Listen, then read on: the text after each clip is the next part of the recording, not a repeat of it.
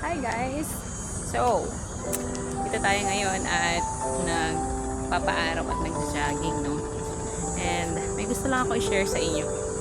Um, Last time, or alam ko na isang araw, meron akong struggles sa, siguro may mga iniisip, di ba lahat naman tayo, meron mga past, meron tayong mga what ifs sa buhay natin. And while I'm questioning myself, not the Lord ha, correction lang yun. Ang kini-question ko is yung sarili ko, how my life went through.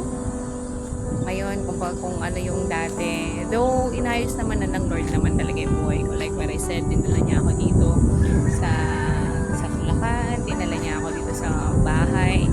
He gave me all of the resources that I need and everything and all of that.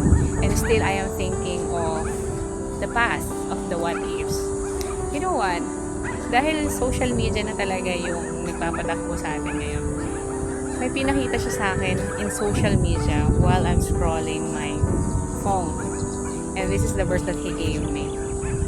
From Isaiah 43:18 to 19. Yung sa 18, ang sabi niya doon is, wag na natin tignan ang ating mga kabiguan. Kumbaga mag-move forward na tayo. At sabi niya, yung kanyang mga gagawin ay nagaganap na. And the question niya doon sa verse 19 is, hindi mo pa ba nakikita? Wala lang guys. Our Lord is very amazing. We cannot hear Him like directly, titingala tayo sa langit and He will answer us. But, the Lord is talking to us through His Word. And so amazing lang talaga while nandito tayo sa sitwasyon na hindi naman laging masaya, there is always a struggles, diba?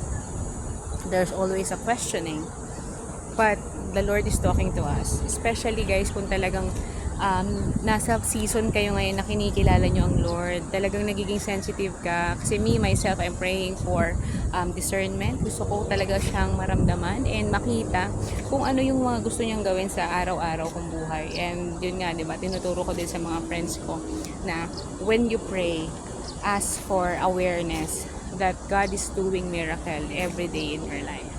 So, yun lang guys. So, basahin nyo yun.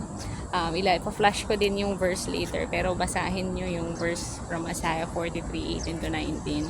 Baka meron sa inyo na kailangang makita or mabasa yung verse na yun. And, you know guys, napakasarap kilalanin ng Lord.